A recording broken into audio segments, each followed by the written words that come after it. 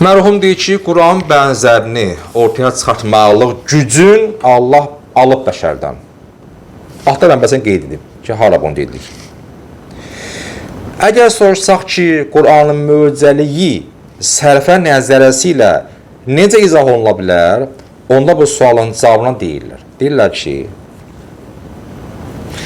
fərz edək ki, təsəvvür edək ki, İnsanlar Quranın bənzərini ərsəyə gətirməyə, yaratmağa qadirdirlər. Yaxşı, laf deyək ki, bunların gücü var, gətirsinlər Quran. Sonra. Və bu işi alaq ki, deməli, qadirdirlər və nəzərə alaq ki, Quranın qarşısına çıxmağa da dəvət olunublar. Quran təhəddi edir, meydan oxuyur, bunda gücü var, gətirdi Quran-ı Kərim. Yaxşı, belə olduğu təqdirdə bu işi həyata keçirmək üçün lazımi şərtlər mövcud idi. Lakin eyni halda görür ki, onlar bu işi yerinə yetirməyə qalxmamışlar. Məsələn, Peyğəmbər məsumdur, Peyğəmbər də deyə bu işə adım atmır. Peyğəmbər həddində olmayan, mümkün insan olsun ki, müsəlman olmasın, Allah iman Peyğəmbər tanımasın, olmasın müsəlman və o həddə elm olmasın, amma çox mükəmməl bir məsələn elm malik olsun da, yəni Peyğəmbər kimi elmli deyil, amma məsələn bir elmi var bu adamın, savadlıdır. Hansı bəşərdə, hansı savadlı adam bu işə addım atmaq istəyib? Bir var ki, addım atır, Allah qoymur. Bir var ki, hansı addım atdı ümumiyyətlə? Ortaya çıxdı ki, mən Quran gətirirəm ortaya. Bu kimdir? Belə olduğu təqdirdə bu işi həyata keçirmək üçün lazımi şərtlər mövcud idi. Lakin eyni halda görürük ki, onlar bu işi yerinə yetirməyə qalxmamışlar. Bu hal təəccüb doğurur. Ondan ötürü təəccüb doğurur ki, dinləyə görə təəccüblənirsən. Deyir çünki, onların həm Quranın qarşısında çıxmağın qüdrəti var idi, həm də təhəddi alələri onlar bu işi tərk etmişdi. Yəni, açıq-aşıq meydan var, bunlara şərait yaradılmışdır ki, sözü göstərə bilərdi, amma göstərmədi. Niyə? Deməsə, elm var, yaxşı, elm var, ərəblər elm var idi, bəyə oxuduq kəlamda. Ərəblər elm var idi də və açıq idi meydanda. Nə orta çıxmadılar? Niyə? Axı, deyiz, onlar elmi var idi, yaxşı da var idi və açıq meydan var idi. Niyə orta çıxmadılar? Yəni, onların düşüncəsində var, elmi var. Bu əslində elm deyil ki.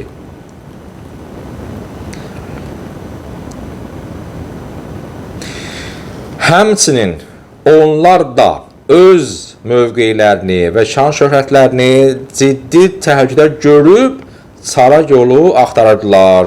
Quranın qarşısına çıxmaq üçün məntiqi səbəbləri var idi. Yəni, şan şöhrətdə olmalı üçün çox güzel imkan idi o.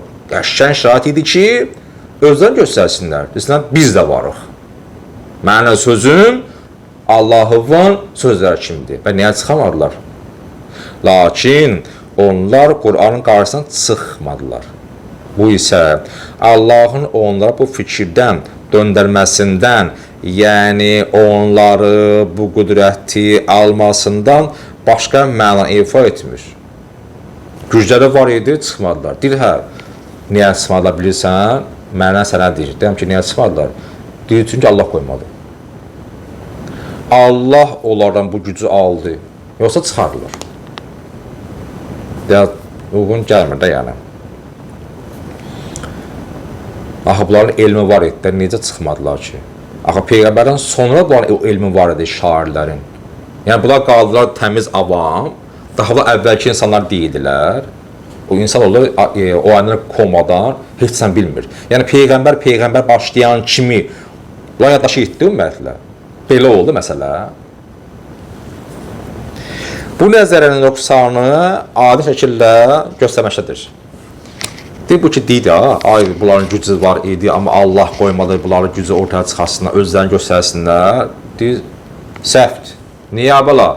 Deyir ki, çünki bu nəzəriyə görə Quranın möcüzəliyi onun özündə, o cümlədən, yəni, o, bir də söz deyim, Peyğəmbər olsa da, olmasa da Quran-ı Kərim möcüzədir. Əsanın ehtiyacı var, Musa onu açsın. Allah o çevirsin. İlan əjdahaya. Musa olmasa o atan Musa olmayacaqdı.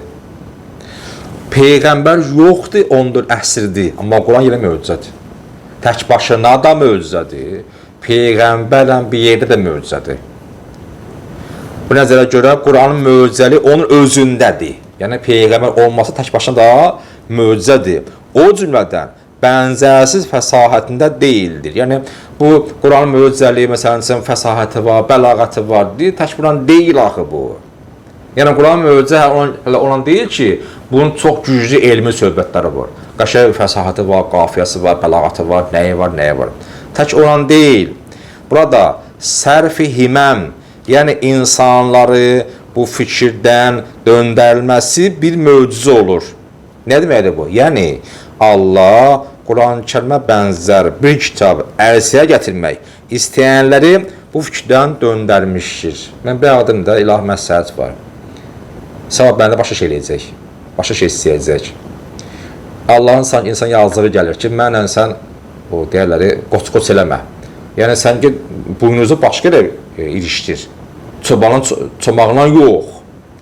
Sən bugün gəlib 2 dəfə fən bilirsən, gəlsən illərin ustadı ilə, idman müəlliminə sən ki, yarışasan. Sənə şərt yaradılırsa, sən ki, buna sui-istifadə eləyərsən deyə, o deyir ki, ilan uşaq vaxtına boğasan. Çünki o böyüdükcə bir oqqa çıxaracaq. Və ən az Allahın yazdığı gəlir həm bəndəyə. Ki, bu adımla nə qazanacaq əvvəla? Ta ki, Quran-ı Kərim gətirib ortaya qoydu. Sonra özü neyli bədbəxtidir. Oğuz Allah məhsək görün balımızı bədbəxt versin. Yazıq gəlir sanki.